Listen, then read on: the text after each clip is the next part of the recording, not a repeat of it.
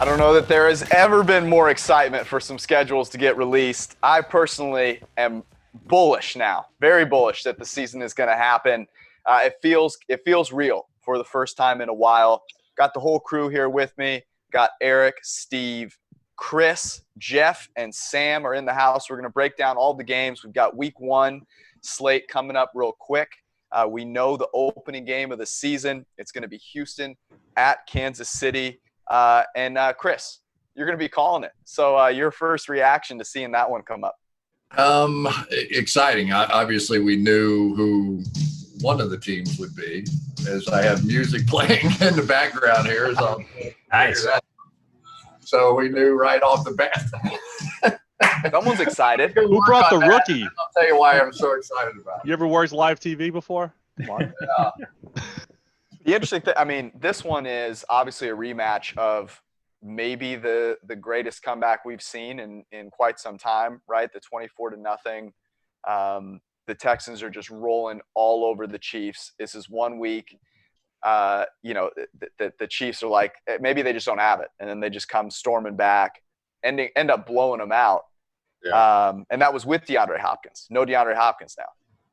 Which they also did to everybody, right, in the playoffs. Didn't they come from 10 down to everybody in the playoffs this year? Yeah, same thing.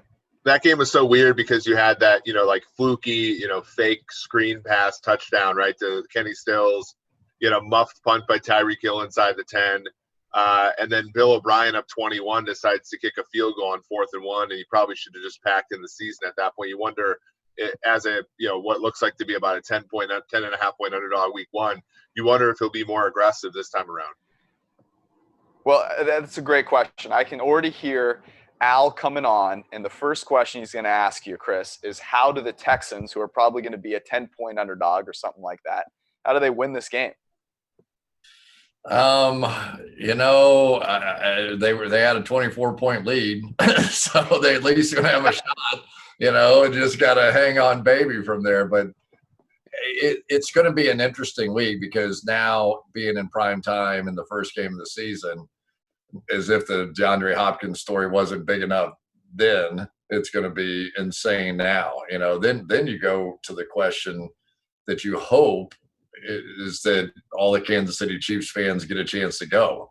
And how different will that stadium and that environment? We've done a lot of these opening games now.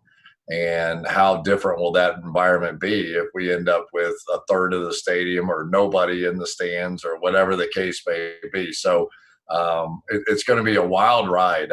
I just think that this week and the opening week, but the entire season, we're going to just see unprecedented things. And we were just talking about, I know fairness is something that the commissioner's already talked about that is basically out the window potentially.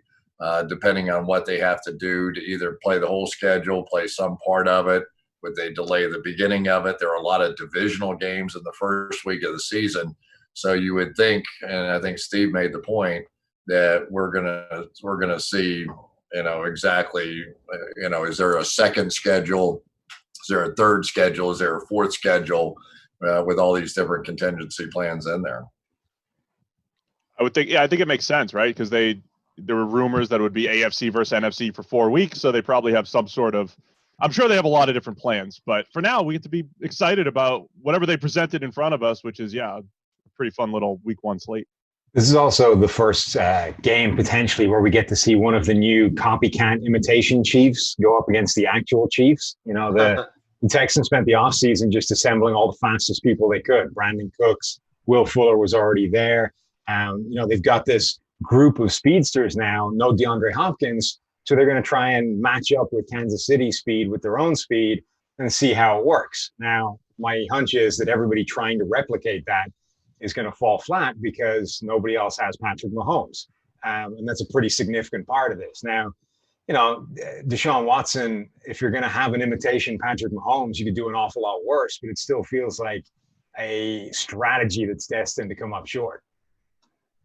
I mean, when you look at Houston, the thing to me, as much as they lost Hopkins, their defense, and especially in the backfield, is the one that makes me cringe the most if I'm a Texans fan, especially Yeah. Starting out right now in a game against the Chiefs, when you look at, Kansas City, when you look at expected points, is projected to be the best team in the NFL. Houston's projected to be one of the worst teams against the pass. So when you look at this game, the over-under set at 56.5, which is an outrageous number in the NFL. And I have absolutely no appetite to bet under here, given even the Chiefs' limitations as a defense. But you see that total, and the fantasy community, Jeff, has just done backflips for Clyde Edwards-Helaire. Are you going to break out some gymnastics right now for CEH for us? Well, we have a bit of the old meets the new here as well, because David Johnson is a guy last year that fantasy folks think was pretty good over the first 6 weeks of the season. But I think if you dove deep into the PFF numbers, you'd realize that might not be the case. One of the least efficient backs creating yards after contact in the league last year. So it wasn't a he got hurt, he got replaced, they don't know what they're doing thing. This all happened for a reason, but he's got a prime opportunity in Houston, and the matchup really isn't that bad. But when you look at the new school, when you look at what Clyde Edwards-Helaire was able to do at the college level, the fit in the offense, the vague similarities to Brian Westbrook in an Andy Reid offense, it is appealing. Now, my question, though, is, hey, it's week one. How much of Damian Williams are we going to see in week one? Because I think we're going to see plenty of Damian Williams. And this happens every year with rookies, especially first-round rookies. People lose their minds. They end up drafting them in the third round of their redraft league. And when that rookie doesn't produce in September, they lose their mind in the other direction, freak out, trade the guy, and then lose out on what he ultimately does later on in the season. Miles Sanders last year, and I know he didn't necessarily grade out particularly well, not necessarily a favorite of us from an analysis standpoint, but for fantasy purposes, he was the number 8 fantasy running back down the stretch. Once he got the opportunity, he took off. And it's the weird dichotomy of my life, that my existence. I have to look at these guys and know, hey, you may not be the best player, but I still have to endorse you for fantasy purposes. But, I digress. Edwards-Helaire is going to be a stud. It just may not happen in week one. You mean people are going to overreact? You're kidding me. Fantasy? No way. Stop. This is ridiculous. Jeff, you remember 3 years ago, though, right? I mean, when the Patriots were at home against Kansas City, the Alex Smith Chiefs, and you're looking at Kareem Hunt, who's a third-round pick, graded extremely well for us. And there's always this question, well, the guy played college football with Bruce, at Toledo. How good could he be, right? And he grades well in our system. He absolutely blows up in that Chiefs offense. And not to compare Clyde Edwards-Helaire to Kareem Hunt, but the question always has to be, okay, among the players that graded well at the position, who's going to get the opportunity and blow up? And Clyde Edwards-Helaire, among any back in college football last year, he's as good of a bet as any. But to your point, like, you probably have to look for a team, Chiefs had Spencer Ware go down in the preseason, and that's why he was able to get all those touches. It might be until September until we know who that is. Hey, Eric, I got a question fantasy for you. Football is always a mirage. We have to be careful because it's for fantasy purposes, it's really just an extension of the preseason. So what you see in those first 2 to 4 weeks of the season is not what you're going to see when championship time comes around. So we always have to have that mindset. And I know the what have you done for me lately recency bias doesn't typically take that mindset, but we have to be careful, especially with Edwards-Helaire. But that's a great call out, Eric. The season doesn't start until Thanksgiving. We all know this. Here's my question, because this spread is up in some places, 10.5. We don't know if there are going to be fans. How would you play that, Eric? Like, we were talking to our buddy Paul, who works at PFF, and he was like, I don't think books are taking this into account. Yeah. If you were looking at this and you're saying, okay, give them a full home field. Obviously, Kansas City's great. How would you change it if there's no one in the stands? I think even with a full home field, you're probably looking at a spread that should be more around 9.5. This is inflated because you're paying a Super Bowl tax on the Chiefs. You're paying a week 1 Super Bowl tax on the Chiefs. And here's the thing. Kansas City's home field advantage is really interesting because it exists. It's one of the best in NFL. But it's a little bit inflated by the fact that they play in a division where 3 teams play at least one time zone behind them. And so when you look statistically at their home field, it's inflated a little bit. You get them without the time zone advantage over Houston. You get possibly no fans, and a lot of the sources of where home field advantage comes from goes away. And so if they're giving you 10.5 points with Deshaun Watson, who's one of the best quarterbacks in the league, a quarterback who went into that stadium last year and beat them, I have to take the points as much as a Chiefs fan as I am.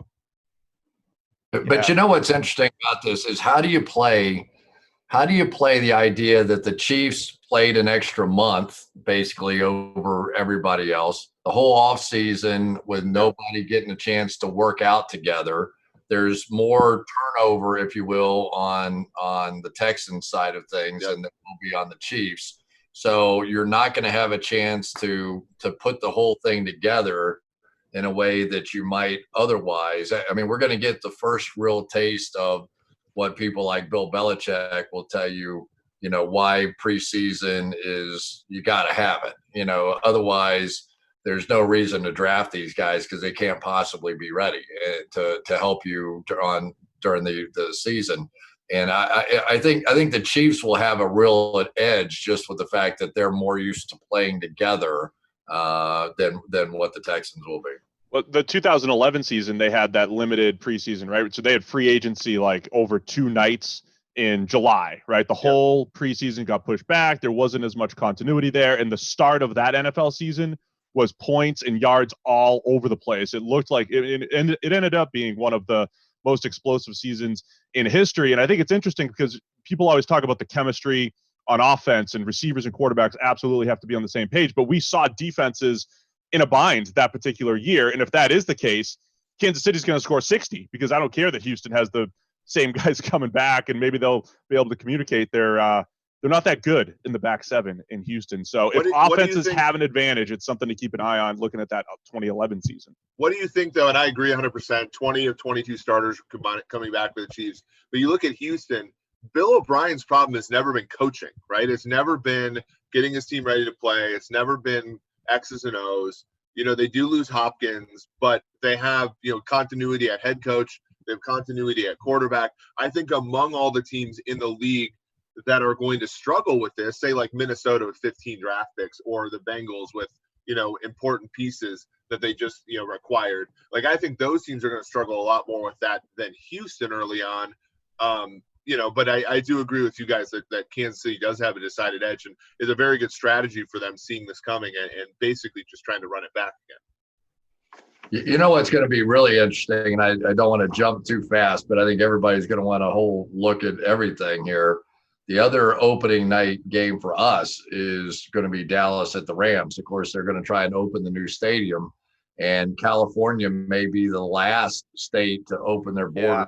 New York may be, I don't know, but it's conceivable that we're doing an opening night game on Sunday Night Football with nobody in the stands in a brand new stadium.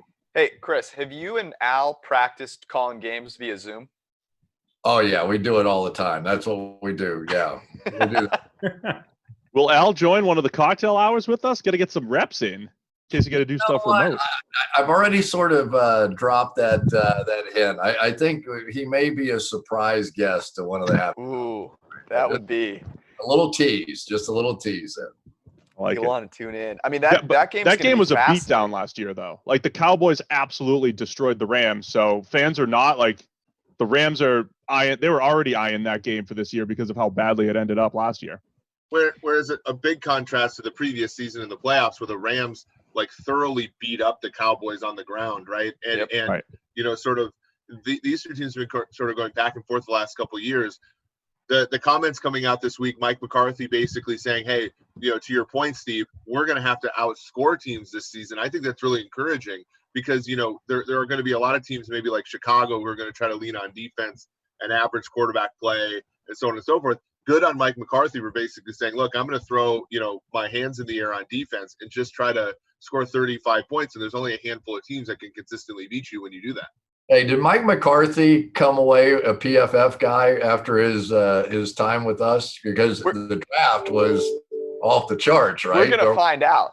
We're gonna claim him if he does. If they win the Super Bowl, we're claiming him. It was going smoothly until he got George and Eric in a room, and they were like, listen, go for every fourth down and never kick a field goal.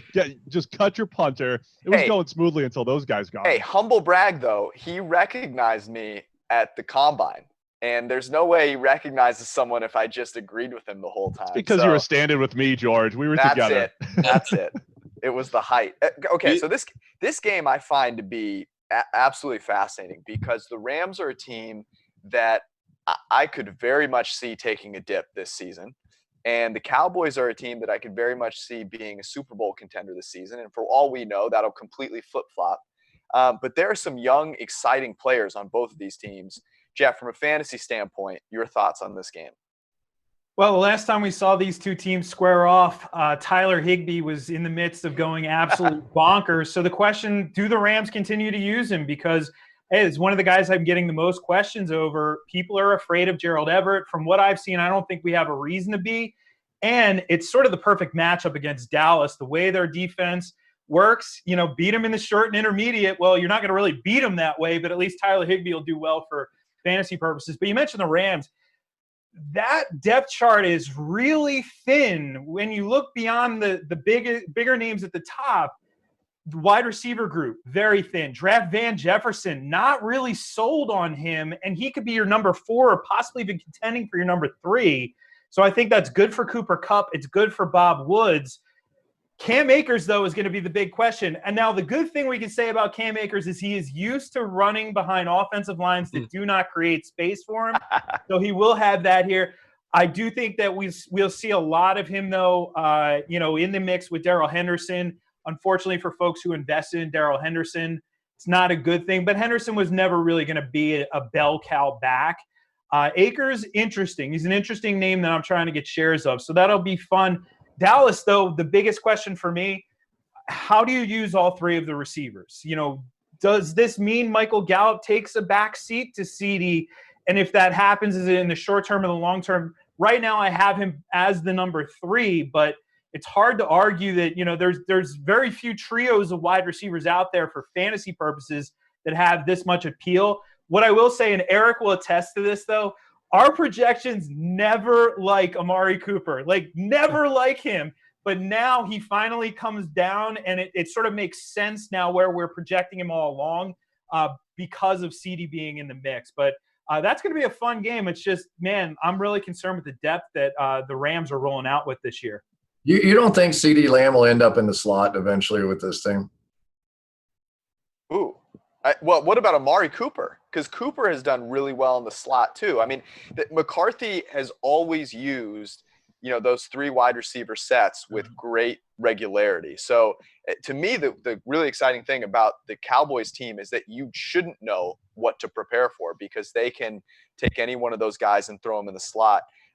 It's interesting. These lines are getting posted right now. Dallas is a 2.5-point favorite. But things are juiced their way, so maybe 3 by the time this gets settled. Eric, your thoughts? I mean, if you look at it, it's kind of all over the place for us. If you look at it from like an ELO perspective, it's maybe the wrong team's favorite here. But Dallas, if you look at the personnel and the efficiency, they were the most efficient offense in the NFL last year. It makes sense that they're favored. This would be a game I'd probably lay off. If I want to look here, though, to Jeff's point, this is a game where I'm going to be playing players in DFS because LA lost a significant number of their players on defense. Dallas, to your point, McCarthy has done wonder. I mean, he made Randall Cobb into a superstar in Green Bay. So I think they're going to use all 3 wide receivers. I think Blake Jarwin is also somebody who, for whatever reason, had to sit behind Jason Witten last year. And I think he'll be a good player as well. I think this game will have a lot of points. So I'll probably just end up taking who's an underdog, given that, I think you're going to see some positive variance with Goff. And we're still, there's a question mark. Like, will Andy Dalton start this game because Dak Prescott's out? Please. Eric, so Chris asked about the home field advantage earlier too, right? So usually give 3 points for the home team, right? But what makes that up? Is it simply crowd noise? Is it travel? If they announce, hey, there's no fans in week 1, does 3 become 1? Does it remain 3? What is that difference going to be? It's a great question. I mean, honestly, this is a place where, they've done a ton of research, and there has been some evidence that when they played, I believe it was, I don't know if it's Premier League soccer, but they played 1 year without fans in soccer, and the home field advantage went away. But home field advantage also mostly went away in the NFL last year. So how much of it is noise? How much of it isn't? I would say, I would say lean in a little bit on crowd noise, probably take a point or two off. But, and then I don't know, like Chris, what do you think in terms of when you played? I mean, home field, what were the characteristics that made home field advantage, preferable to you? Well, you could still go out with your girlfriend on Friday night, which was great. That was good.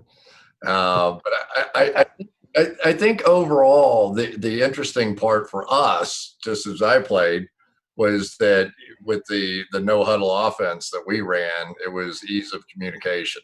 And one of the hard things that we used to try to do was when you took that act on the road, even if the crowd wasn't into the game, if you are up there and starting to bark out audibles and they all knew that we were running the no huddle offense, and all of a sudden even a sleepy crowd would come to life and get engaged. So I used to argue against going no huddle on the road except in select times because that was such a burden. But I think, you flip it over, and I talk to defensive coordinators all the time, and, they go, well, don't forget when you're on the road, then the defense can communicate, and the offense, can't, the whole thing ends up flipping over. So, but I think it's just, you don't have to travel. I think the raw emotion of the crowd, especially in mid-season, because when you start hitting that point in the season where your body is just revolting on you and you do not, your brain is telling you, do not go out there and play another football game because everything hurts, and you get the crowd going and it gets the adrenaline and something good happens. And, it's just human nature. I think it can just carry you at times. I mean, for me, it was just that my roommate on the road snored like no other, and I could never sleep. So that was the biggest negative, home field advantage for me, playing, small Division II football. But that, for some reason, I don't think that's an issue for NFL players. Right. But I think we have seen home field advantage go down a little bit even in normal circumstances. Right. I think a lot of that might have to do with the fact that, the luxuries that players have in terms of when they travel have gone up. And it's just more of a business now. And maybe we see that exacerbated even further, and that might not be a bad thing. I mean, as we strive for fairness in sports and things like that. Right. So we're going to say the best bedtime check story. University of Florida, 2 offensive linemen were roommates. They make a mistake. They give them one king-size bed in the middle of the room. 2 freshmen, 2 300-pounders. They have no idea that it's the first game of the year. They have no idea they're supposed to be in separate beds. The coach opens the door, peeks his head in there, and looks, and there's these 2 300-pounders. Their sheets fold up. And I said, what'd you do? He said, I said, good night, boys, as long as they didn't know everything was good. A shout out to Earl Thomas there. Pouncies. Let's take a look at the team that I think we're most excited to see this year, and that's the Tampa Bay Bucks. And we'll pull up their schedule here in a second. They are opening up week 1 with the Saints, which this gives me hope that we're going to have a week 1, because there's no way that we're not putting the schedule out with a week 1 game like that if we're not a little bit confident that the Bucks are that we're going to play football here. Bucks Saints. I mean, this is a game where in week 1, the Saints have an advantage to me, but they're going to play again later on in the season. It would not surprise me if that second time around it's the Bucks that are the better team. But this will be great. I'm excited for this one. Yeah, it looks like New Orleans is about a 6.5-point favorite, if I'm not mistaken. That number looks a tad high, but the key number of 7 there probably leaves me. I'm going to sit and wait on Tampa Bay. They do have a really good roster, but they have more turnover than New Orleans. I see 4.5. By the way. Oh, interesting. Yeah. There must be a lot of Tampa Bay love, because I saw it tweeted out at 6.5. I see 4.5. If it's 4.5 feels a little I do see that. better to me. Yeah. Now here's another situation where the Saints have a traditionally fantastic crowd, right? I mean that Who Dat Nation, they come prepared, right? But if there's no one in there, there's you know. But there's one other potential scenario too. I don't know if the NFL would do it, but our dome game is going to be off limits at some point. Are they going to say, hey, it's better to be in an outdoor environment rather than an indoor environment, and try to figure out some sort of alternative there? So the Saints could lose not only the fan advantage, but the dome advantage as well. That's something else potentially to consider. Yeah, they have the best home field advantage in the NFL, I think, statistically, just from the crowd. Like almost none of the fans in the Superdome are ever the other team's fans. And of course, yeah, you said the indoor environment really plays to the way Drew Brees likes to play. That's a very good point, Steve. I hadn't even thought about it that way. Coming this fall. As fun as this week 1 matchup looks, if you go a couple of rows down, the week 9 one is actually the one that I would be looking forward to, because I just don't think there's any way that this Tom Brady, Bruce Arians mesh up of offense can get itself together by week 1, whenever week 1 is. The Saints have maybe the best roster in football. Drew Brees will come out of the gate firing on all cylinders the way he normally does. It's going to take Brady and the Bucks, I think, a few weeks to figure out what they look like this year. But by the time they get to week 9, Brees should still just be before he, falls off a cliff late in the season, the way he's done the last few seasons. So the Saints should still be rolling. And by now we'll actually see what the Tampa Bay Buccaneers with Tom Brady at quarterback are. That's the game, I think, that could be like absolute fireworks. When you look at there's a lot of advantages here. You look at the last month of the season. I mean, you get Minnesota at home, which might be a tough one, although they'll be acclimating. The Falcons have the toughest schedule in the NFL per PFF ELO. They might be buried by December. So you have 2 games against them, and then the Detroit Lions have been weaker the last few years. So when you look at, preparing for the NFC playoffs, it might not get much easier for Tampa Bay than it does this year. What about preparing for the fantasy playoffs? Jeff, what are your thoughts here? I tell you what, having to face Atlanta and Detroit in weeks 15 and 16 is pretty darn sexy for anybody who's going to stick their neck out and draft Tom Brady this year. A month ago, I was seeing him go in the teens. I'm seeing him in industry drafts crack the top 10. The highest I've seen is the 8th quarterback off the board. If you want him, you're probably going to have to pay for him. And he's the one of the few quarterbacks, I think, just given the scenario, who can buck the recent trend of not being a mobile guy but still putting up big-time fantasy numbers. And then when you look at that stretch at the very end of the season, you have to like it. So many weapons there for Brady this year too. Jeff, what do you think about, because our projections love Brady, and I think a lot of that has to do with the receivers that he's going up against. But you look at some of these the games on the schedule, and I think they're going to be games where they're going to have to score, right? There's not going to be a ton of blowouts for them. You have the Saints twice, the Packers, Kansas City, the Rams, 2 games against the Falcons, and the Detroit Lions, who were no stiff offensively when Stafford played last year. To me, that's more of the projection than anything else, and that unlike with New England, Tom's going to have to drop back and throw for them to be competitive in a lot of these games. Yeah, and you like that a lot, given that, we already saw that last year, but it was Jameis. Obviously we like Tom Brady under center a whole lot more. Now, I'm really intrigued as well. There's so many mouths to feed. The spoil of riches. This is a team that drafted Tyler Johnson, and now he's like an afterthought. How does Keyshawn Vaughn fit in? Because he's becoming one of the more polarizing players on fantasy Twitter. There's the backlash of Ronald Jones is still there, but my whole argument is they're not drafting a guy on day 2 to have quality backup. So it's going to be fascinating. But I agree. Our projections, if you're watching this right now, our initial projections, if I'm right, Eric, we had Brady over 5,000 yards, which is a lot. Yeah, it was insane. It has come down. Projections shift over time. But our numbers absolutely love him from a yardage standpoint, and that alone gives you that enormous floor for fantasy, plus the weapons.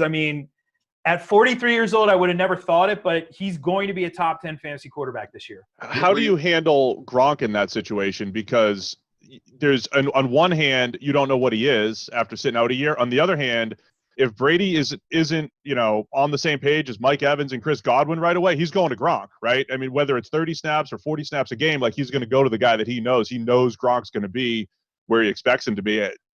He could be really big early as long as he's, athletic like he was. Yeah, and I think you just have to bake into it the fact that Gronk's probably going to miss time. I mean, that's been the MO over the course of his career. I think that's fine if you want to, grab him. The problem that I think we're going to see, though, is it's the name brand effect, the Coke and Pepsi effect in fantasy drafts. People will draft players they know higher than they probably should, older players. So I think Gronk goes a little earlier, whereas somebody like Tyler Higbee, who we just talked about, is probably going to fall a little bit. And I'd rather get a guy at a value as opposed to getting Gronk and then having to worry, is this guy going to miss 5, 6, 7 games? Yeah, I mean, one of the really interesting things about the Tampa Bay offense in 2020 is going to be, does Brady throw to the running backs, as much as he did in New England? Because in New England, you're talking about 150-ish targets to guys like James White and Rex Burkhead. And in Tampa Bay, or even when you looked at Arizona, they were throwing the ball to running backs, but it was less of a underneath check down thing and more of a down the field thing to David Johnson. Does Brady change his stripes here? That's a really interesting question to me, because I feel like Brady's smart enough and good enough to adapt. And that's kind of where the projection is looking. But if he defaults there, you're going to see, I think, a drop in production from Evans and Godwin. Chris, let me ask you this. Brady or Breeze? You got to take one right now to try and win a Super Bowl. Who would you go with? Well, it sounds like I get 2 years of Brady and 1 of Breeze, so I probably take Brady. But, I was just looking at the schedule for Tampa Bay, and I agree with you. I think putting this whole thing together is going to be interesting. I think Sam said that at the beginning of the season. So they play the Saints at the Saints. So you go, okay, that's a tough one. But then they go Panthers, at Broncos, Chargers, at Bears. So their first 5 games are all sort of, the Saints a tough one. But after that, at least it's not a just murderer's row getting out of the gate for Tampa Bay and Tom Brady. You're still not going to answer my question, huh? What is your question? It's been a long. You got to take one of them this year. I did. I told you that. Oh, man. You said Brady. Come on. I think at this you made point, the right pick. I think you go Tom Brady. It's hard to say he's the greatest of all time, and he's basically the same age as Drew Brees, and not say that you want him. Plus, I just got to say that I think one of the most intriguing things I've ever seen is going to be the Arians and Tom Brady blending, and the good thing about it is that, Tom likes to be involved. He wants to be even more involved than he's ever been. And Arians, for all his fun loving, and we all see the funny side of him. I mean, he's tough in practice. He's on their butts out there, during practice, and he beats them up pretty good. So that whole blending of how those two offenses are going to work, I think is just going to be fantastic. I tend to believe, especially now with Gronk there, that it's going to be a little bit more of Brady and what he wants than it'll be what Arians is used to doing. But we'll see. Do we think there's a part of Brady maybe that's excited to show people, hey, you've thought I was check down Tommy for a little while, and no, I can throw the ball 10 plus yards downfield, and I can do it really well. And when he did have weapons just a few years ago, he was fantastic throwing in that range. I wonder if a little bit of him says, no, this is what I want. There's a reason I came here. I think so. Do the whole thing. I think he will throw plenty of deep balls. He's certainly got weapons on the outside to be able to do that. And I really, honestly, I thought the receivers were really not good last year. I mean, we did that game in Houston, and I was like, all I did was watch all 5 receivers on the field all throughout the course of the game. And it's like, guys just weren't open. It wasn't that Brady couldn't hit them. They just weren't open. Yeah, and that made everything worse. That's why the offensive line looked so bad, because Brady had to hold on to the ball longer than he ever had before. He was worse under pressure, because even when he held onto the ball to the point where pressure arrived, nobody was still open, so it didn't matter. He couldn't get the ball anywhere to make plays under pressure. So the lack of receivers in New England made everything worse. And George, I think it's less about, whether he's prepared to sort of open it up and be less of a dink and dunk quarterback. I think it's more about sort of melding the system that he's been playing in for years with the one that Bruce Arians runs and what that looks like. And I think there's a big part that's going to be tempting. We've kind of seen this before a couple of years ago when Peyton Manning went to Denver, and there was a little bit of, well, let's try and create this hybrid. And then after a few weeks, it was like, you know what, let's just dump our playbook. Tell us what we're running. You've been doing this for 15 years. It worked out pretty well. So let's not try and complicate it. Let's do something that we know you'll be good at. It'll be interesting to see if they can come together with a sort of schematic offense, or whether they just last like 3 weeks and then Brady just runs what he wants to run. You know what's tough about that, though, is that in New England, they had 20 years of thoughts all sort of joined together, that he and Josh McDaniels could hit the Rolodex and go back to week 4 of 2016 and go remember when, right? And they don't have that here. They don't have it with the players. They don't have it with the coaches. So when something starts going wrong, and it's Brady's system or it's Arians' system or it's whoever's system, then where are we going? That you don't have that Rolodex of knowledge. And for a lot of veteran quarterbacks, especially ones that change teams, I mean, think about the dynamic of being a 40-year-old in a locker room with mostly 22 to 25-year-olds and everything that's going on, and you're trying to stay hip and relevant, and all those kinds of things in the huddle and everything else. But they're looking at you like you're one of the coaches getting a chance to play. So, I mean, it's one thing to be in a place where you were for 20 years. It's another thing to now be somewhere where you've never been and have that same dynamic.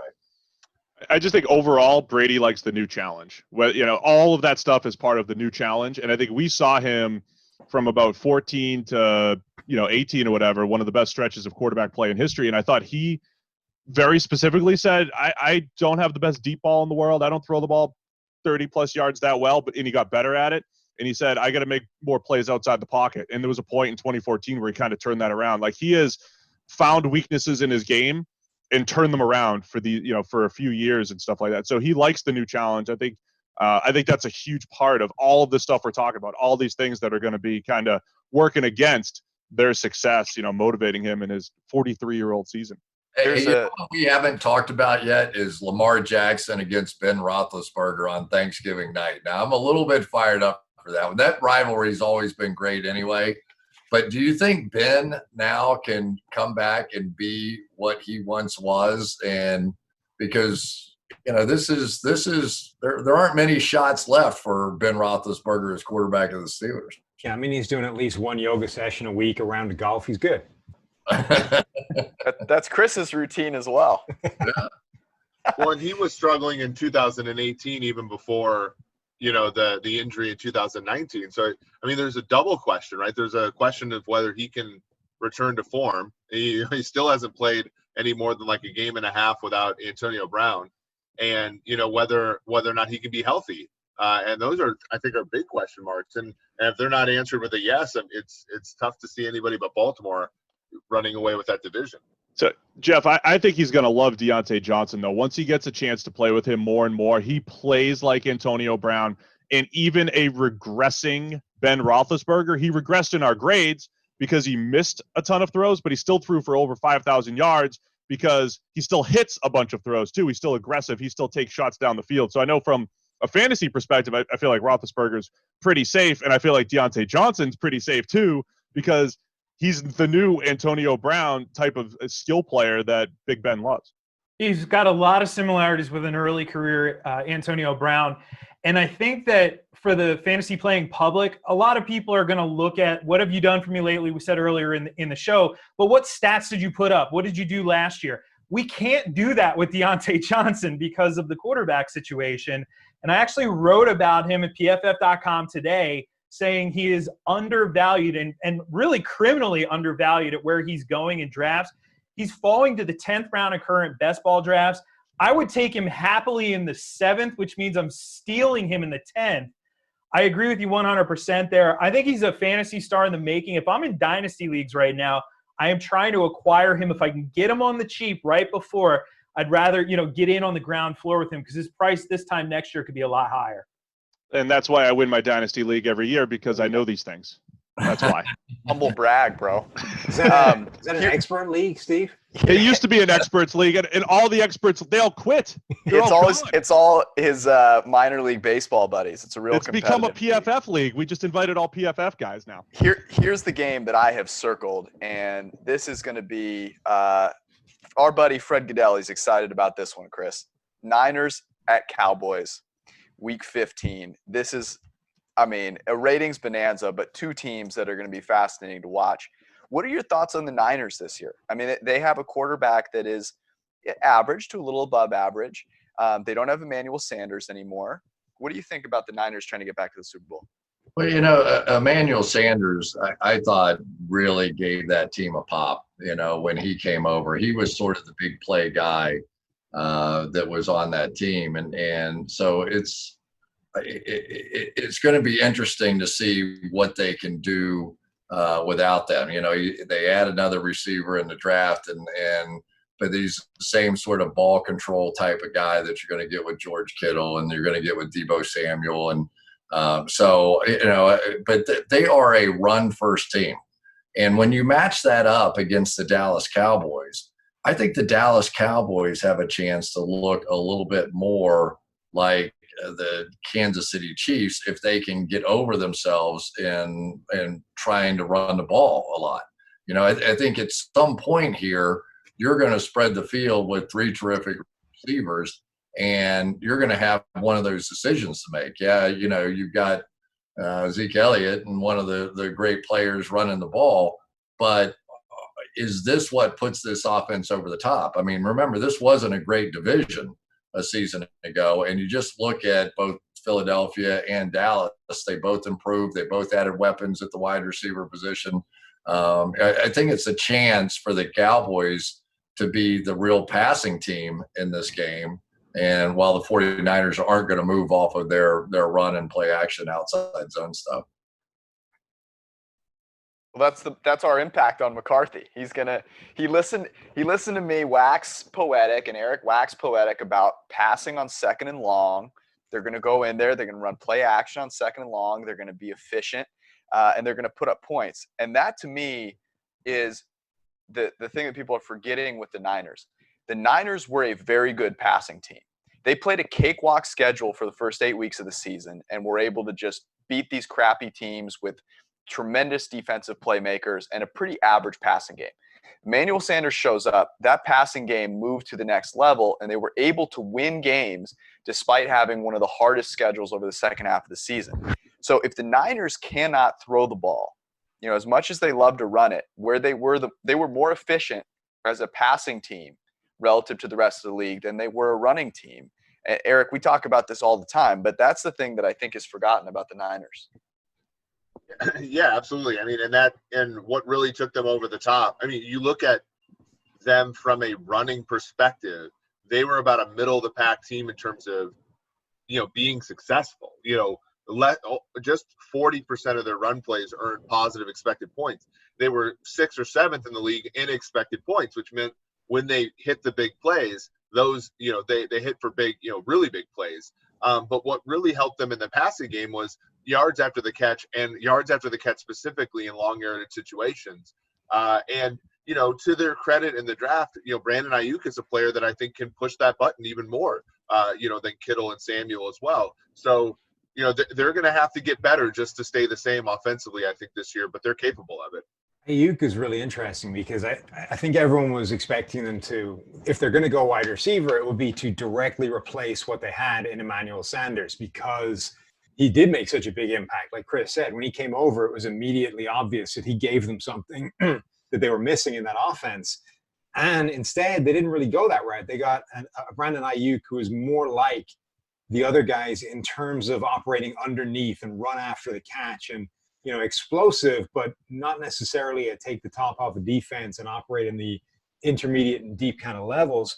I wonder if they're almost pivoting away from that type of receiver again, even though it was successful, Emmanuel Sanders, there were 7 interceptions thrown when they were targeting Sanders. That's 5 more than any other receiver on the 49ers. I'm wondering if they're like, look, intermediate and deep is just too dangerous. That's where Jimmy G throws the ball to linebackers, and we don't like that. So instead, it's all run after the catch. We're just going to get a stable of these guys and minimize what we ask the quarterback to do. All right, I've got a little nugget here for you, and Jeff, I'm curious to know your thoughts on my boy Jalen Hurd, who Peter King said was the most in the 40 because of injury, but he said he was head and shoulders above everyone else he saw. Is this a guy that I should be stealing in fantasy, or is he on your radar? In dynasty leagues, maybe deep dynasty, I'm a lot more intrigued by Ayuk, though, just because of the explosive numbers we saw at the combine. I mean, 40-inch vertical out of him. Not the fastest kid straight line, but that doesn't really matter to me. The freakish athleticism and how long are this guy's arms? I mean, the wingspan is insane with Ayuk. So Hurd is intriguing. You know, there's no doubt about it. Just the size. I still can't get over he was a running back earlier in his career with his size. But I'm looking at him as a dynasty stash, not a guy who I think is going to make as much of an impact this year as Ayuk will. I want to see how creative they get with him, though, because Sam and I were just talking about it on the PFF NFL podcast today about if there is a way to create mismatches and advantages in the NFL. If you have a wide receiver that can play running back, at least take handoffs, that breaks defenses, right? The defense is treating this wide receiver like with the defensive back. They're bringing in an extra cornerback. And if you could I'm just curious if Shanahan is that creative. He usually uses traditional running backs. They have a stable of fast backs that, play well in his system. Could you take Jalen Hurd, give him some handoffs, plus you have Ayuk and Debo running the jet stuff, the end around stuff. I mean, that is how you keep defenses off balance with versatile players like that. I tell you, I love the concept, and I've never seen anybody do it, but I've always wondered about it because I've seen running backs who could really throw the ball. But if you really had a quarterback type who could play running back, and you could, as part of your plan, have 10 throws off of handoffs, where a guy runs towards the line of scrimmage and backs up, or it runs a sweep and just sets up for a play action pass. Can you imagine trying to prepare for that? Because this kid's a stud running the ball. I mean, and it's not like, he's some little guy. He was a power lifter, I don't know what his dad trained him to do, but this guy was a power lifter in high school, I think it was, and he runs like it. I mean, you don't have to try to protect him in any way. But, Jeff, I was wondering, just from a fantasy standpoint, I could see some red zone and goal line situations with both of those guys in the game to really, really, really put some pressure on the defense. And, for fantasy, this isn't unprecedented. We have been down this road once before recently with Ty Montgomery. He was classified as a wide receiver, and this is where this really becomes important. If you're a wide receiver, but you're actually playing running back, remember the Packers were forced to use him. Now you have a wide receiver who can touch the ball 15 times a game. It's a cheat code for fantasy. I think we could also see this in Washington. As you were talking there, Steve, I'm thinking Antonio Gibson immediately. A big guy, fast, has receiver skills, but can play running back. And if we get that, like George, for example, if you get Jalen Hurd as a wide receiver, but getting handoffs, yes, there is some hope. Here's my history in fantasy, and this has been going back to when I was drafting I drafted BJ Upton in fantasy baseball, like before he made it to AA. So this is always what I do. I pick guys a year early. So just keep that in mind. I'll have Jalen Hurd on my team. I'll keep him. And then 2 years from now, I'll be happy about it. The one other note I'll have on the Niners is last year they had a really early bye. They've got a bye in week 11 this year. They do have a middle of the season kind of gauntlet with Seattle, Green Bay, and then New Orleans, but not quite the same, I think, as it was maybe last year when they were a little more unproven. Let's go back to week 1 real quick because we've got all of the spreads in for all of these games, and this is the time to pick them out. So, it looks like Caesars, which is where we pulled these from, does have the Bucks Saints as Saints -6.5. So, Eric, I'll let you start there. I mean, to me, this is a no-brainer, but yeah, I think so, and I think that you have to go Tampa Bay here just because of the number.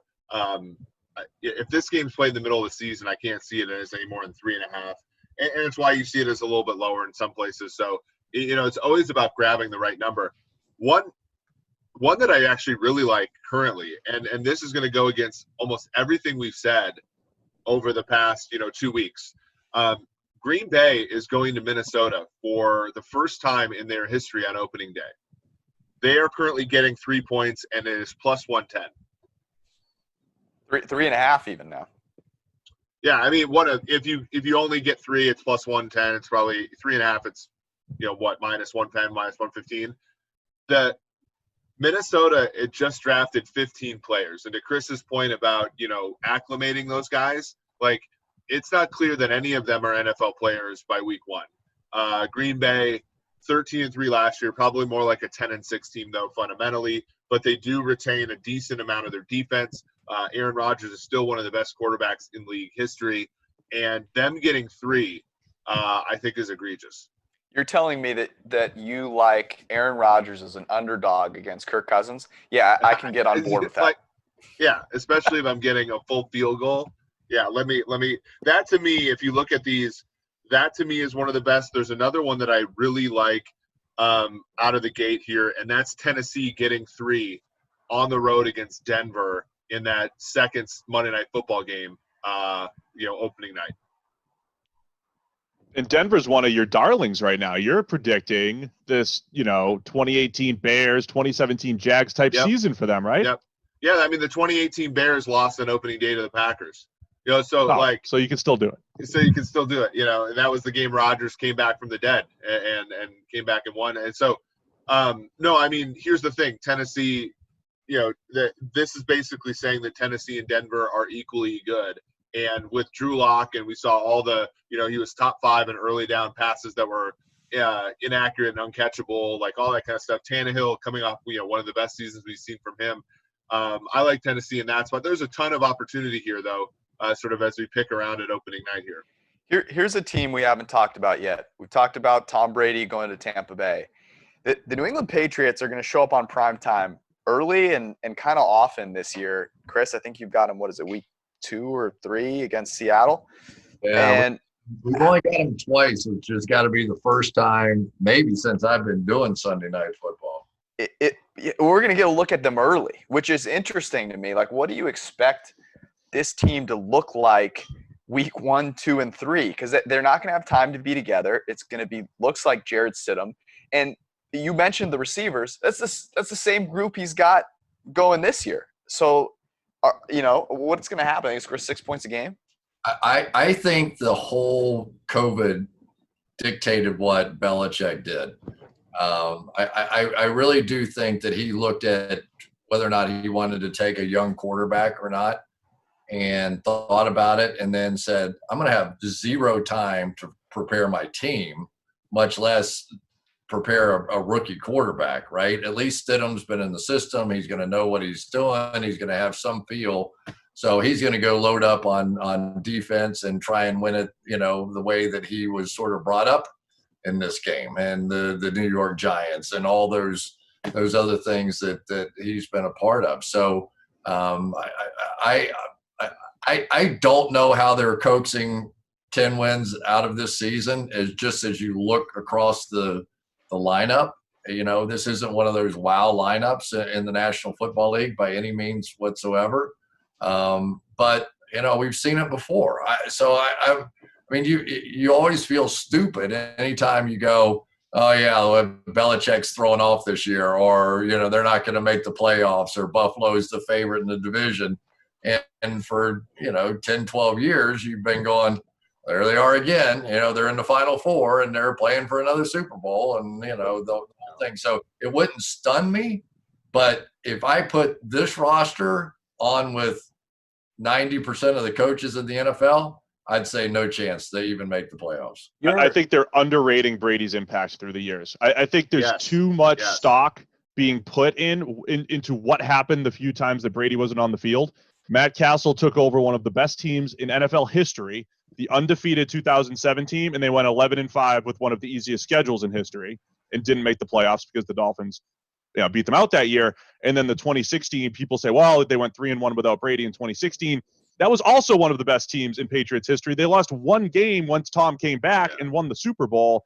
So the two times that we saw Brady not play, yes, they won some games, but it was probably two of the very best rosters that they've had. I mean, I think a lot of people are definitely undervaluing the impact that Tom Brady had, but we don't know what Belichick is doing. Chris, you're a good person to ask because you actually know the guy as opposed to everyone else who's just sort of speculating. What do you think he's trying to do this year? Because whatever you think about how many games they can win with Stidham, like they're not winning a Super Bowl unless Stidham turns out to be Tom Brady 2.0, which seems pretty unlikely. So, like, what is the end game here? Because he's eschewed all the chances of an Andy Dalton or a Cam Newton, or he hasn't gone into that. He didn't go for any of the rookies. If he wants to go for one of the top rookies next year, winning 10 games doesn't do him any good. In fact, it hurts significantly.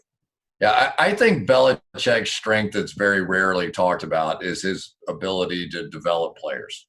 And I'm talking about across the board. And I can't tell you all the detailed conversations we've had about playing cornerback or defensive line or nose tackle or center or whatever. I mean, the guy could write a book on any single position that he wanted to on the field. And so he has the ability to take, from here and sort of elevate to there across the lineup.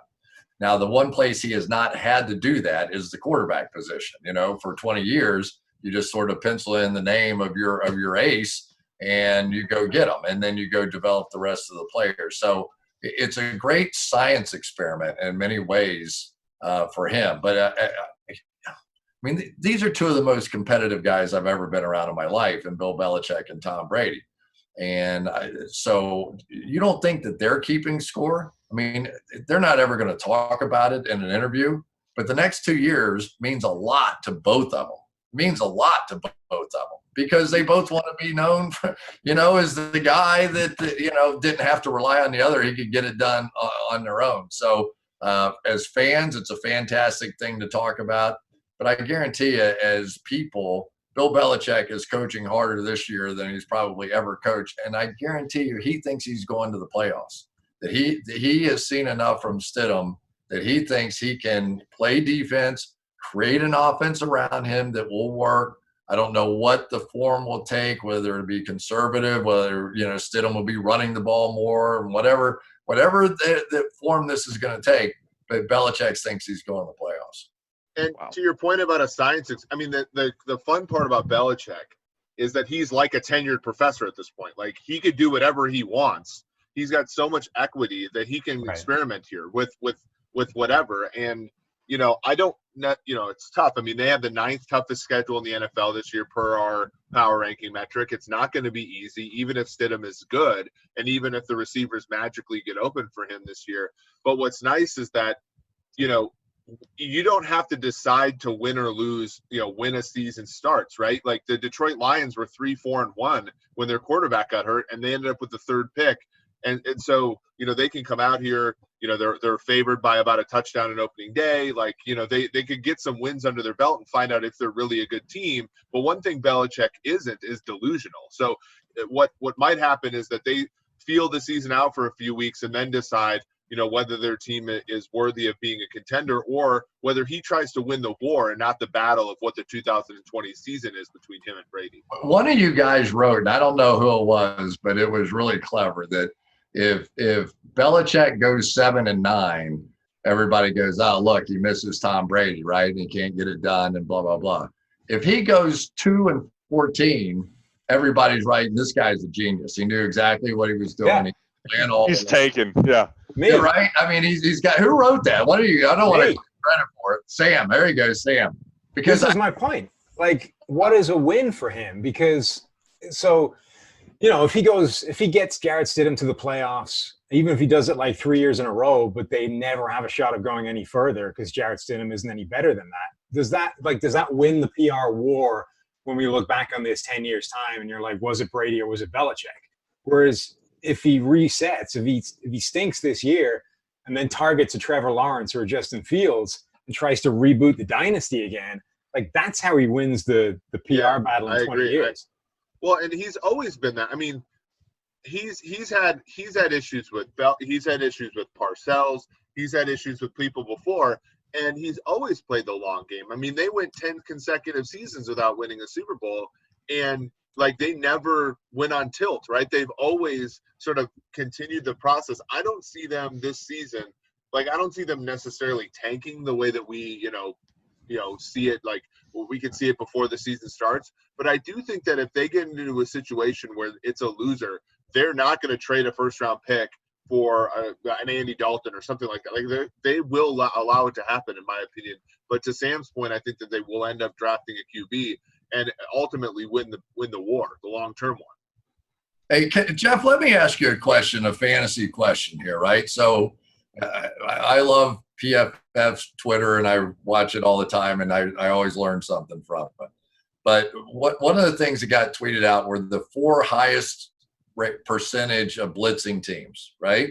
So you got the Ravens, the Buccaneers, the Cardinals, the Steelers. But the Ravens, by far, 55%, they blitz more than anybody. We know they send everybody, and, there are no positions and all that kind of stuff on that defense. Wink Martindale and everything that he's doing. Does that give a defense an advantage in your mind early in the season, in this season, without much time to work together? So for the fantasy defense, is that what you're asking? Yes. I mean, it can. Fantasy defense, really the key. It's an antiquated scoring system that was created when people used to use USA Today to score their leagues before the internet. So it really is heavily slanted towards creating turnovers and especially scoring touchdowns. So when I see a team that is creating a lot of pressure on the quarterback, hopefully making that quarterback make bad decisions, they can capitalize on it. Yes, it is definitely helpful. I mean, last year we saw that with that Ravens secondary that, it was something I felt like I brought up every single week when I was talking about wide receivers. Like, hey, we got to be aware of this matchup with these guys, and those guys can certainly create those turnovers. The problem, though, is drafting defenses early is just not a strategy that I recommend. I instead want to play the matchups every single week because unlike quarterback, like Jarrett Stidham, highly doubt he will be the best fantasy quarterback in any given week. Highly doubt it. But the worst defense in the NFL could still be the best fantasy defense any given week if they have turnovers, if they score a special teams touchdown. That's such a great point. Eric, you're going to say exactly what I was going to lead you into, which is this illustrates something that we have talked about ad nauseum that sometimes offends people. Eric, I'll let you have the floor. Well, no, I was going to think, what was it? The Falcons when they beat the Saints, like was it 26-9 or something like that in New Orleans? They were like I think they had like 7 sacks or something. That was like an example. I mean, honestly, when you look at defense, and Jeff, you'll probably say this as well, defense is a product of the offenses you face plus how good you are. But the first thing is the most important thing, right? Mm-hmm. So when you talk about not drafting a defense, higher than the last round, for example, or even waiting not to draft them at all and picking them up and streaming them, it's basically like leveraging that data point, which is that defense is extremely tethered, to the offense they face. I think the first time that I ever sort of realized this was, and this will bring up a good memory for you, George, about Alex Smith, was that playoff game where the Niners beat the Saints in 2011, where the Niners had the best defense in the league, and they looked every bit of it for the first quarter and a half. And then when Drew Brees wanted it, he got everything he wanted. And it's like, you see that over and over. The Niners in the Super Bowl. You see that the Ravens against the Titans in the playoffs. Like, when good offense executes, defense doesn't matter. Yeah. Before we move on from week 1, Jeff, is there anything that we should be looking at to take advantage of with regard to week 1 and the schedule we've got so far?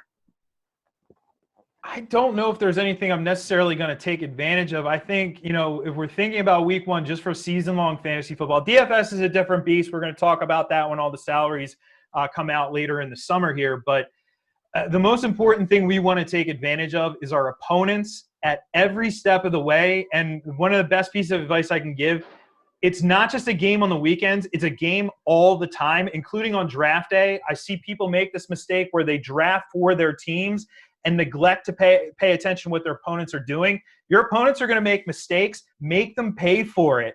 And, as far as week one is concerned, if week one doesn't work out in your favor, patience is a great virtue in fantasy football. So I wouldn't sweat it too much. Trust the process over that immediate result.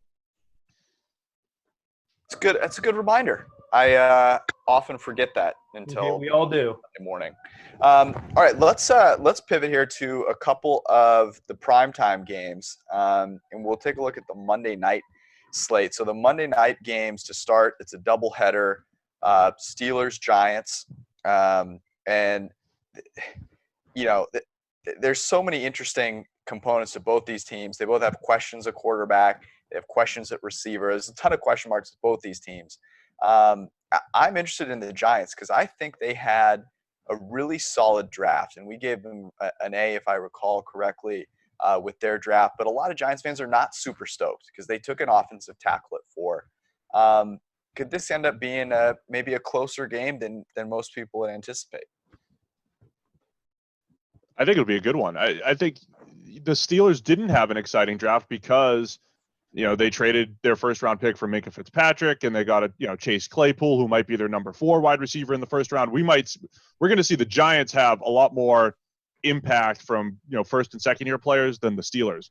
I mean, I think Pittsburgh's going into the season essentially banking on the hope that Ben Roethlisberger is at least the aggressive quarterback and good quarterback that he was previously, and to the whole defense points that you guys have made, like their defense is probably going to regress a little bit this year. They looked really good last year and forced a ton of turnovers and kind of helped them survive having Mason Rudolph and Duck Hodges at quarterback, but they're not going to be able to do that again this year. Whereas the Giants, I think we're going to start to see if this is, is Daniel Jones is he on the uptick?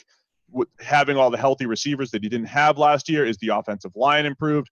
There's a ton of question marks in New York, but those question marks could turn out really good for the Giants early on. I think we'll find out almost right away against the Steelers. Yeah, I mean, it looks like Pittsburgh's about a 3-point favorite on the road, which is always sort of a trap. When you look at that, you say good team favored by a field goal or less against a bad team. But to all of you guys' points, the defense for Pittsburgh, may be good, it may not be good. You had Bud Dupree had a career year on a contract year. You might not see that this year. The secondary was healthy and played well, but you look at Jones, now you have 2 tackles. You have 3 receivers that are pretty good and a tight end in Evan Ingram and a running back in Saquon Barkley that, at home on a Monday Night Football game, last season, for example, we saw Oakland beat the Denver Broncos in a very, very similar spot. This will be a tricky one. The Monday night game that sticks out to me as being the best one, I think, unless I'm forgetting one here, but it's got to be Chiefs-Ravens, right? I mean, this was an incredible game last year. Both these teams maybe reloaded is the best word to describe each of them. And it's in Baltimore, which will be really exciting. It depends. We have no clue if there'll be fans or not. But it'll be really interesting to look at Baltimore this year. Every team has had an off season to look at what they did and say, okay, how do we stop this? So, Chris, you're preparing for a Baltimore game. Do you think defenses are going to have something new to stifle Lamar Jackson, or is it going to be more of the same? I think it's really hard. My son Austin played safety at Notre Dame, and he used to talk about playing Navy or Air Force or one of those teams that come in there with the triple option. And it's all assignment football and all your rules are broken. And this is college football. So they did spend time in the off season prepping for it and getting ready for it. And yet in the National Football League, you just don't practice that. You just don't play it. And I just remember how stunning it was to watch the New England Patriots last year trying to deal with it. I mean, you never see them sort of chasing their own tail and not being able to figure something out. But that was very much the case that night. I do think everybody that has this team on their schedule will spend time But remember, again, that time probably would have been during the OTAs, and they would have devoted maybe 2-3 days, maybe a week, depending on if they're a divisional opponent or not. But you're just not going to get that. And so now when you're trying to learn how to deal with, something that looks completely different, it's just hard. And most guys are not that disciplined in the league. Most guys want sacks. Most guys want interceptions. They want to be able to make plays. And yet that sort of read option and running quarterback style of play is you've got to be really, really, really disciplined in order to play it. And I just don't think that for the most part, 1 week preparation can get it done. Well, see, I think I was going to say early. Go ahead, Eric. I mean, we saw this in the data. It was sort of interesting, right? It's not like Michael Vick, right? Where Vick, it was sort of like 70% of his rushing yards the year that he went over 1,000 were on scrambles, where you can say, okay, let's get some athletic linebackers and let's spy him. With Jackson, it was schemed up. I mean, almost roughly 2/3 of his yards were designed. And, he makes, we saw like for every 100 carries a quarterback has, it increases the yards per carry of the running back by like 0.2 of a yard. They go ahead and they get JK, if they can get something out of the receivers this year, it's going to be really hard to stop it, in year 3 of that Jackson offense. So that's exactly what happened in Louisville, right? I mean, he wasn't all of the people that said Lamar just runs around and makes plays. They were wrong. Like, that's not what he does. He is very unique in that his rushing comes from the design running game. Yes, he can scramble when he needs to, but he loves going through progressions. He had the 3rd highest percentage of just second read throws, meaning he went from one place to another place in the pocket. He's always done that. I think the league tried to adjust to him last year. As bad as the Dolphins were last year and they gave up like 100 points in week 1, they came out after the whole offseason and said, we saw the Ravens. They just run the ball like crazy with Lamar. We're going to stop it. We're going to throw 9 in the box and make him throw it over our heads.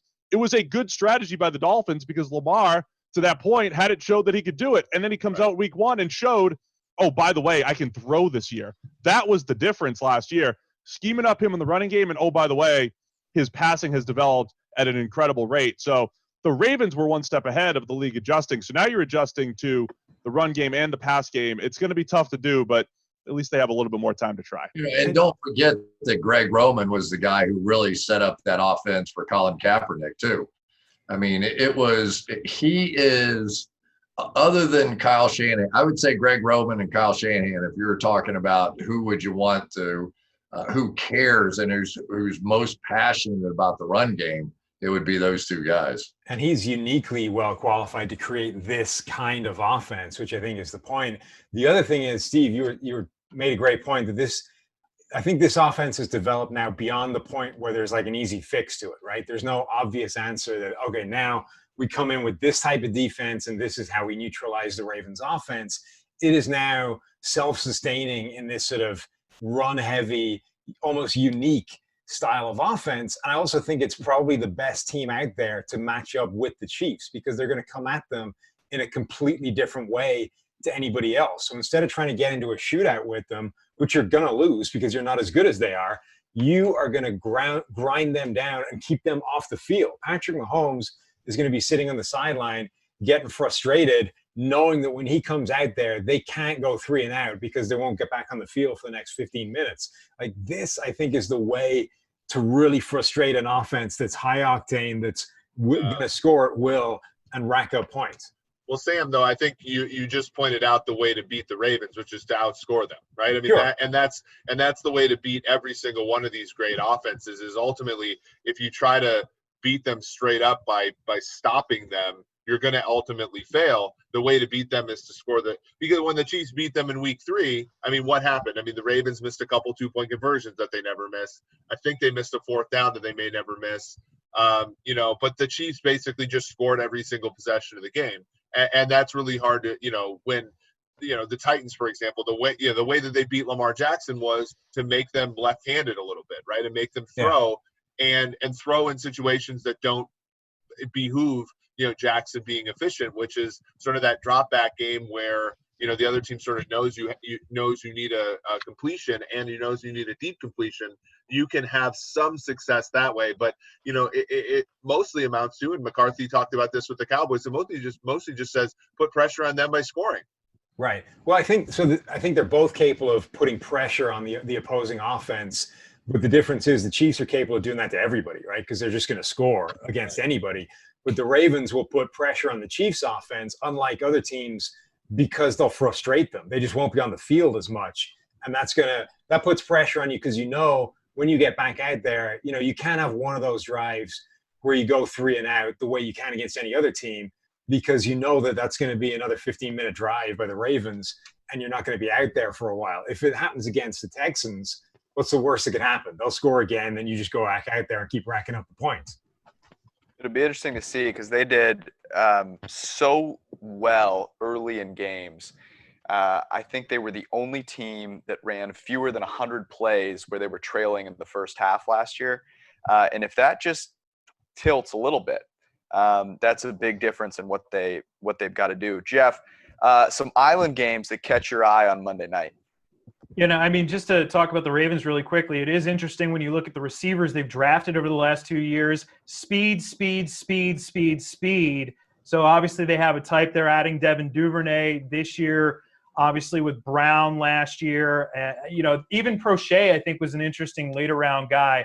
So that one's going to be a lot of fun. But I had it circled. I'm a Philadelphia guy, so of course I hear about the Seattle game, Jadeveon Clowney, all of that. And I was happy to see that this is going to be one of the island games, the rematch between these two teams. Talk about speed. Philly had a type. Adding basically 4 speed receivers in the draft, if you count Marquise Goodwin in, gives them guys who, Carson Wentz can throw to downfield, which was obviously a problem last year. Carson Wentz was the number 9 fantasy quarterback with basically no receivers. He had tight ends and running backs, no wide receivers last year. This year could be a very different story. He's being undervalued. That's always fun, too, seeing Russell Wilson go up against them. And we know that DK Metcalf kind of had his way against that Philadelphia Eagles defense. So that's going to be a lot of fun. The other one that I think is really intriguing because it's late in the season is this Cincinnati-Pittsburgh game. Joe Exotic for me. Joe Burrow, I am in on him for fantasy purposes. I do think he's going to be a top 20 guy, which means he's draftable. And I think that we're going to see a lot of favorable game scripts. That should be one of them where, we'll see some big points out of those guys. But what I think is so fascinating about that Kansas City-Baltimore game from a single game slate perspective. So if you're playing DFS, just the one game slate, you can't play all of the guys. So there's going to be a lot of game theory involved in terms of, do you fade Mahomes? Do you fade Jackson? How do you get a lineup with these guys in there? I think that's going to create a lot of fun for folks creating those lineups. That will be me trying to figure it out in a few weeks' time. Let's go to Thursday night and take a look at the other set of marquee games on the other side of the weekend. The one that sticks out to me is right off the bat, and that's seeing Joe Burrow and Baker Mayfield duel it out. Chris, what are your expectations for Joe Burrow? I feel like we all think he's like a pro already. He should just walk in and be ready to go. What do you think happens? I am a fan of his approach. I've seen a lot of quarterbacks, and there's a lot of different ways to skin the cat. I saw Kenny Anderson be an MVP, and he was, a thoughtful, mostly quiet, reserved kind of guy. And I saw Boomer Esiason win the MVP, and both of them took us to Super Bowl. So, I think that that's all good. But, I just keep thinking that could the Bengals be one of those stunning kind of teams that really does surprise? If it weren't for the fact of what we've been talking about already this year on this show, and that being that they're just not going to have a lot of prep time to get him ready. So he's going to have to try and learn on the fly in the first few weeks. And the Bengals offensive line still is not much to write home about. So there's going to be challenges that he's never faced before.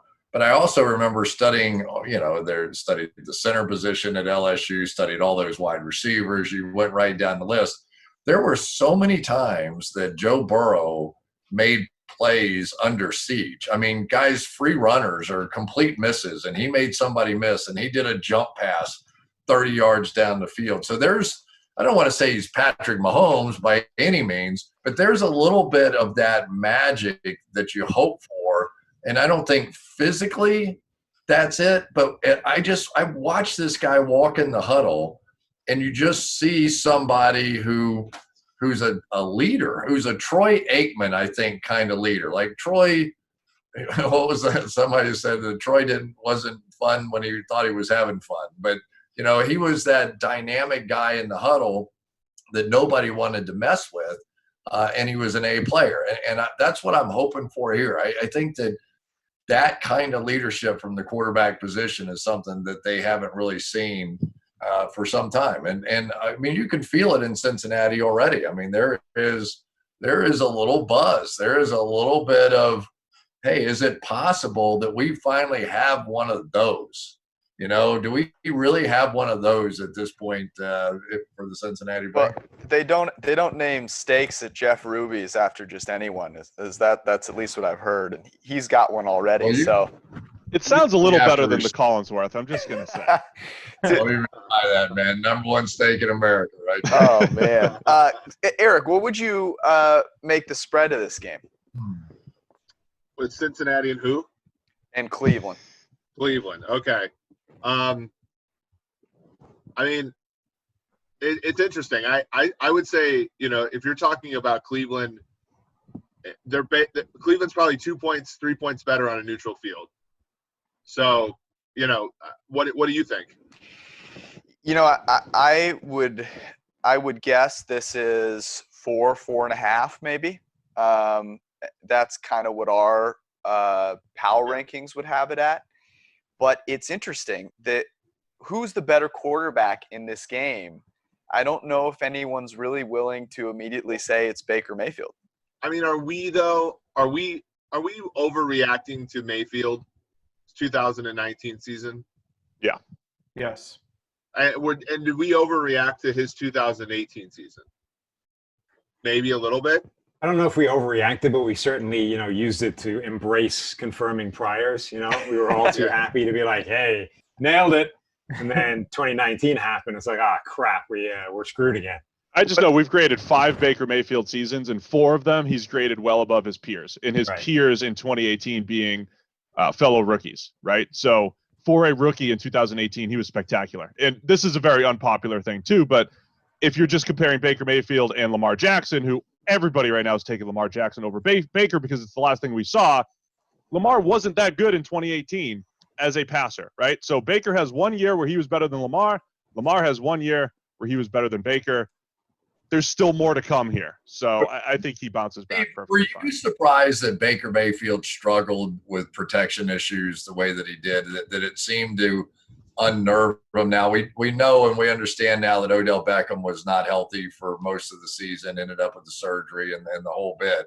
So that can explain a little bit. But clearly their tackle issues were major. They fixed them this offseason. But it just surprised me that seemed to unsettle him, because as a movement kind of player, as a guy who does have the ability to scramble and make some plays, he really looked uncomfortable, at least when I saw him last year. Yeah, I was surprised that it happened as often as it did. I think when you were stacking up the good and the bad for Baker Mayfield coming out of college, there's a whole lot of good. And on the bad list, it was bails out of too many pockets, doesn't play within structure. But it was one of those like, it just doesn't – it happens a couple times a game. It's not great. And early in the season last year, you could tell, even when those tackles weren't getting beat, you could tell it was in his head. He's like, wait, Greg Robinson's protecting my blind side. That's not good. I'm out of here. And so you could tell the names protecting him were in his head as much as the actual play from the tackles was bad, right? So it was like this little weakness that showed up every now and again just got extended over far more plays throughout the season. He just didn't play within structure and just wasn't comfortable. Well, Chris, I mean, when you played, there's always an issue of like when you have a new coordinator and you don't trust the offense and, you're a step behind or you hedge a little bit, right? And you for when I saw Mayfield, I saw somebody who just flat out did not trust the offense in front of him. And so he hedged by doing things like bail out of the pocket so he doesn't take a sack, or, audibling to a draw on 4th and 8. Exactly. And things like that, where it was clear that there wasn't a trust, right? And it's clear that, there wasn't necessarily a great buy-in on his part.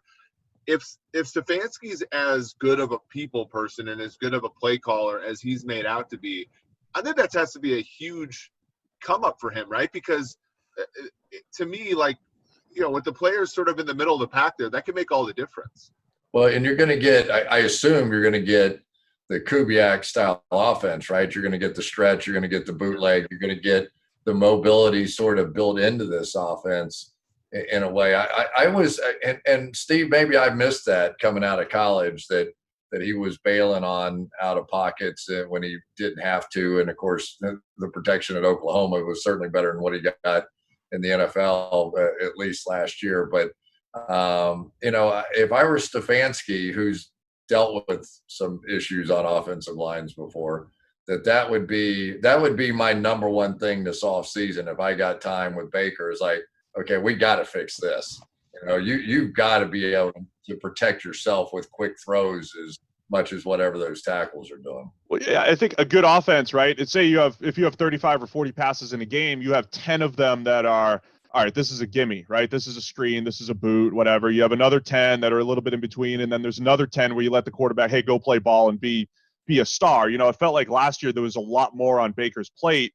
Maybe there's 30 passes where he had to be a star because the whole offense was just completely out of sync. We talked 4th and 8 draws, but they couldn't even complete a shovel pass. He was throwing interceptions on shovel passes, guys falling down left and right. I mean, the whole thing was out of sync and a mess. Him and Odell Beckham not on the same page. So I think the new environment, if you do get 10 of those gimmies, right, and then he only has to be the guy for another 10 to 15 per game, I think it'll take a little pressure off, and it'll look a little bit like what a Kirk Cousins season was last year, right? A lot of schemed up stuff. He went and made plays when he needed to, but he didn't have to be the guy for 35 or 40 dropbacks in a game and just carry a team. Well, and, the coach, Freddie Kitchens last season said, as much. He said, we don't try to out-scheme people. We just play football, which, if you have Patrick Mahomes, that might work. If you have Lamar Jackson, that might work. But when you have somebody like Mayfield, especially year 2, and you have guys, you don't have a third wide receiver on your team that's any good. Your tight ends are hurt all the time. Like, that's not great, right? And I don't think Stefanski's going to fall into that. I think your point about Cousins is great. I mean, when Kirk can set his feet and throw the football to open receivers, he's about as good as it gets. And that's all that Mayfield sort of had to do at Oklahoma. So, if they can get him back doing that kind of stuff, I think their offense will be pretty efficient. But, Cousins is one of those guys, one of the rare guys that may throw better going to his left than he did to his right. So that stretch and bootleg style really fit him because he was fantastic going to his left. Jeff, am I getting any value on the Browns this year, or is there still a lot of steam and a lot of optimism that's driving their draft position down? It really depends on who you're drafting with. I was in a draft the other night with some of the folks at SiriusXM where Baker Mayfield was the 6th quarterback off the board. Wow. By far the earliest I've seen him go. He's typically going 10 quarterback spots later, so 16, 17, 18th quarterback. There you're getting value. And what really intrigues me, and I love that I hear Kirk Cousins, because last year we saw the deep ball connection between Cousins and Diggs was really good for fantasy purposes. Diggs wasn't a high volume guy, didn't even crack triple-digit targets, but he had that big play upside. Well, last year only Kenny Golladay had more deep ball targets than Odell Beckham Jr., but of course he caught double the amount of those targets that Odell caught. So I think there's value to be had if Beckham slides a little bit. If Jarvis especially slides, you're in a PPR, Baker slides. I don't think you're getting value with Nick Chubb, unfortunately. Maybe Austin Hooper, but there's a lot of mouths to feed now at tight end all of a sudden for those guys. That's such a great point. One of the things that we talked about with Diggs, and Sam, you wrote a great article about Diggs, the way that they utilized his ability to get open off of play action, on some double moves was tremendous. And if I think about a guy that can run a route as good as anybody, it's Odell Beckham Jr. So if there's a guy that fits perfectly into, hey, we're going to run some play action, the great thing about play action is it gives the receivers time to run down the football field. And you give receivers more time, they're going to get more open. That to me is a match made in heaven. Let's go ahead and take a look at the Dallas Cowboys and take a look at their schedule. We'll run through a few schedules here real quick before we jump off. Obviously, we talked about them starting off with the Rams. They then play Atlanta. Really interesting game in Seattle. And then Cleveland. Really some fascinating games to start off the season. Chris, any that stick out to you as kind of a point that you're looking to see where they're at through 2020?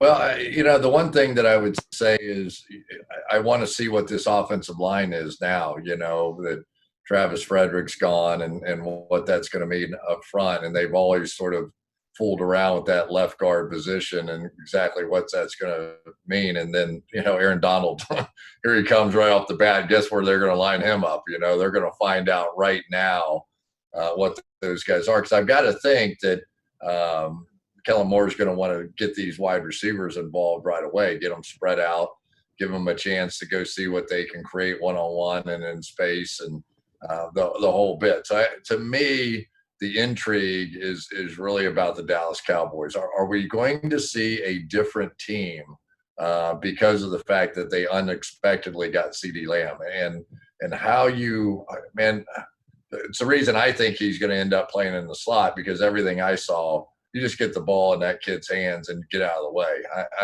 Some of the most spectacular plays I've seen consistently in games. It was like every game tape I was putting on, he was taking something 60 yards. I had, I think, 7 notes in my notes on him.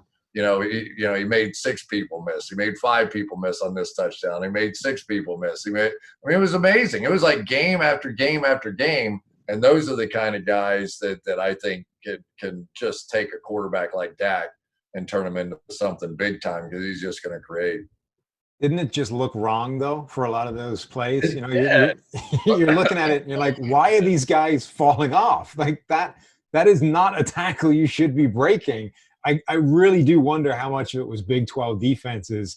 And I'm really curious to see what happens when he goes up against NFL defenses. Are guys still going to bounce off, or does he suddenly start getting tackled for, a 7-yard gain instead of breaking 5 tackles and taking it 50?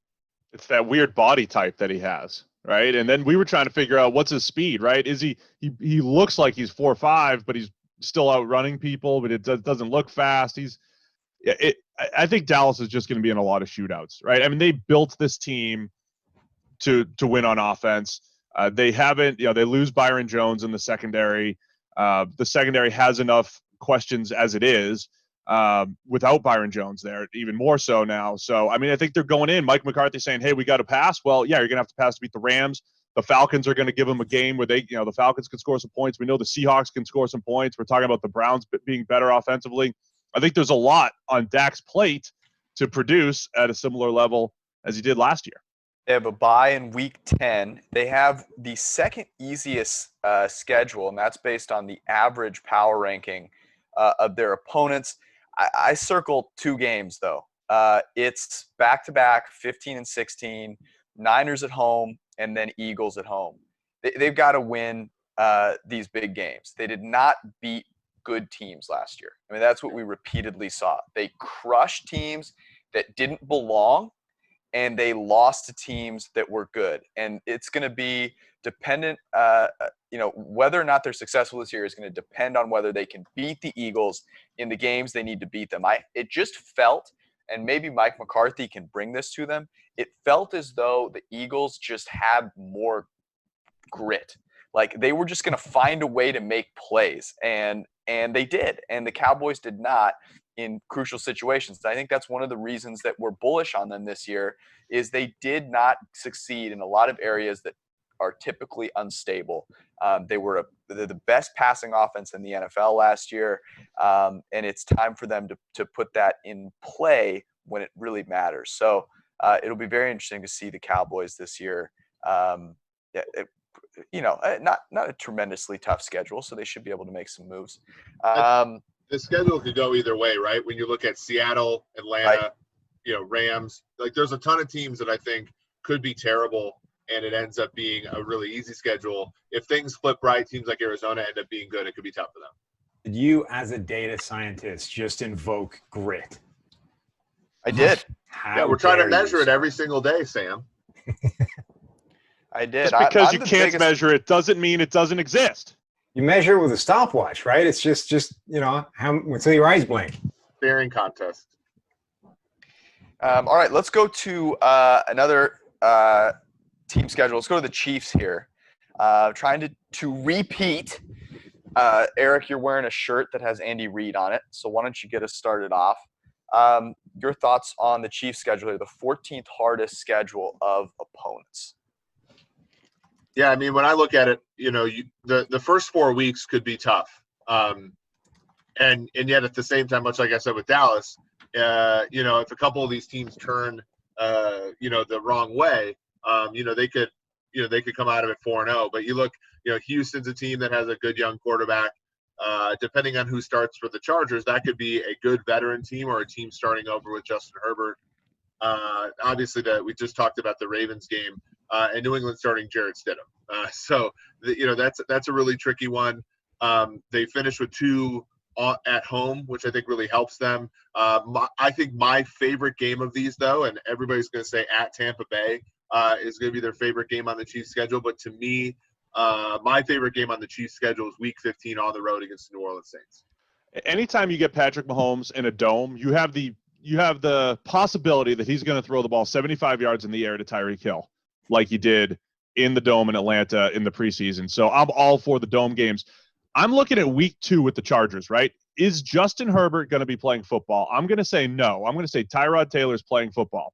And if Tyrod is playing football there, do the Chargers pull out a Ravens-like game plan? It's early in the season.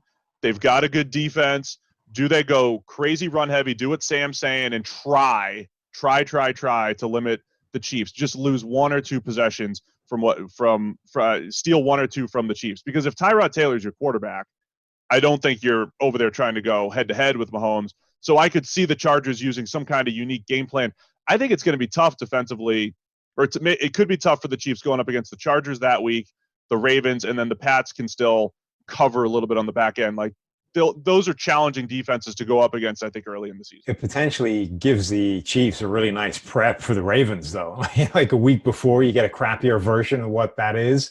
You actually see it coming for a week, as opposed to anybody else who gets hit cold with it. That would be an interesting sort of prelim. It's not a great strategy, the whole run the ball and keep it away, but like the Colts did it last year again. It just happens randomly. Yeah. But teams try that. When they see an explosive offense, they try it, especially when you have Jacoby Brissett at quarterback, or if you have a Tyrod Taylor, and you just can't go head-to-head with that type of offense. I mean, if the Chargers catch the Chiefs without their left tackle, their 2 starting wide receivers, and Mahomes on a high ankle sprain, anything's possible. I was going to say the Colts did last year. The key is to step on Mahomes' ankle. That's the real key. But you look, what interestingly here, as somebody who you talk about that Saints game and then ending the 2 games, with 2 games at home. The middle 8 doesn't look very particularly hard. When you look at that second month there, you got Derek Carr, Josh Allen, Drew Lock, and Sam Darnold as the opposing quarterbacks. And then you flip it over to the month after that, and you got Teddy Bridgewater, Derek Carr, Marcus Mariota possibly, Tom Brady probably, and then Drew Lock. Like that's if you're looking at the Chiefs, they have, and that's why in Vegas they're minus 400 or more to repeat as AFC West champions for the 5th straight year. Alrighty, that's the Chiefs. Chris, what keeps the Chiefs from repeating this year? I thought the surprise, I thought sort of the unwritten story of the Super Bowl this year was that it wasn't an unwritten story. It was certainly talked about, but was the play of the defense in the fourth quarter. None of that magic happens but for the fact that Spagnuolo and the guys figured something out. And they took a really aggressive they were bringing linebackers, they were bringing Sorensen, they were bringing, guys. And I thought the worst part of Garoppolo's game in the Super Bowl was he almost looked small back there when they started blitzing, and he almost shriveled up a little bit, got a couple of balls knocked down. It just wasn't big in the big moment there as they started trying to come after him. And that was an evolving defense as they went along. I thought the one thing that they did a fantastic job of was disguising coverages throughout the year, that it was really hard to get a pre-snap feel for exactly what it is. And I think that in the Super Bowl, it rises to a whole nother level because your brain really doesn't want to function because all that stuff, we're about to be world champions. We just need to make one stop. It all starts like closing in on your head a little bit. But it was the defense of the Chiefs that really carried the day when they had to have it to give Mahomes and that group a chance to do that. But, the flip side of it is Mahomes had 50 touchdowns the year before, and he was hurt most of last year. Maybe Radcliffe's the guy for me to ask this one to. But, are we going back to a 50 touchdown or a 55 or a 60 touchdown year if he can stay healthy? And if it does, I don't think it matters what anybody does against him if he's going to be that kind of difference maker. Yeah, I mean, hey, just to jump in, I don't think 50. I think 50 is crazy. That's high. But 40, a 40 touchdown season, absolutely. And then you look at that closing stretch there. Those matchups during the fantasy playoffs, weeks 14, 15, and 16. I mean, he could have 10 touchdowns over those 3 weeks. When you consider those are our 3 top 12 matchups from last year, I mean, yeah, absolutely. And the beauty to it, too, this year, people are over the moon about Lamar Jackson because of the rushing fantasy points that he put up last year. Historic year. But Mahomes had the historic year the year before. You can get Mahomes 2 rounds later than Lamar. I don't like to draft quarterbacks early, but if I am going to, I would much rather take Mahomes at a discount this year. Is it worth investing in any of their weapons, or are they all getting overdrafted because it's the Chiefs? I think Clyde Edwards-Helaire, as we talked about earlier, if you get him at the right price, I mean, every year there's going to be the hype machine. So does he move up into late second round? If he does, that's too early. I think late third round is appropriate for him, market value. Tyreek Hill can fall at times. He's a first-round fantasy talent in my book this year, no doubt about it. It's a bit of a roller coaster ride with him, though, so you have to be aware that week to week may not be the most consistent, but he has pretty much the highest ceiling of any player in the league for fantasy purposes. So I'm happy to take him at the end of the first round. I think that's fine, especially when you consider, Sammy Watkins. I mean, the 1 week he blows up is great. Otherwise, good luck guessing when that is. I will say, though, I end up drafting McCole Hardman late. Yep.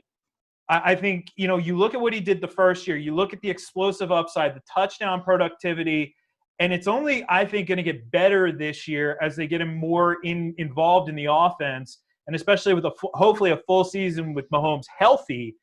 I think he's probably the best value. I find myself passing most on Kelsey because I think you can get tight ends later on. I keep talking about Tyler Higbee, guys like that who you can get at a really good value, or even later with guys like Mike Gesicki, who really came on for the Dolphins at the end of the season last year.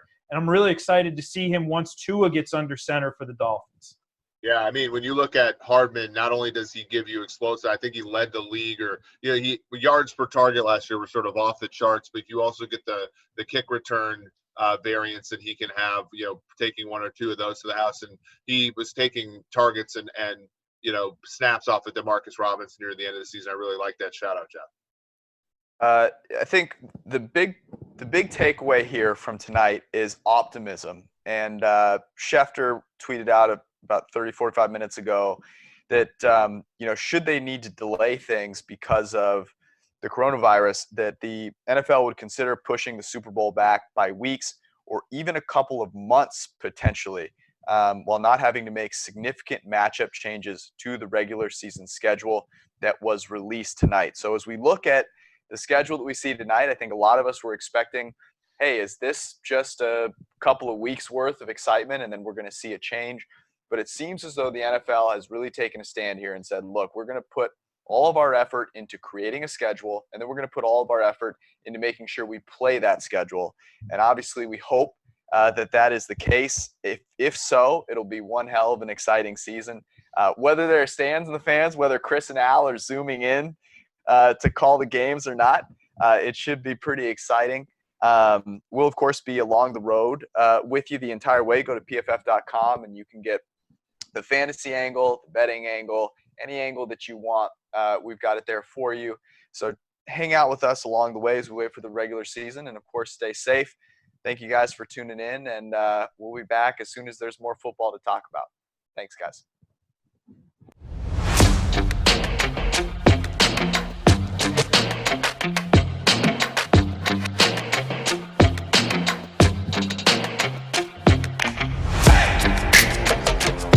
Thank you, gentlemen.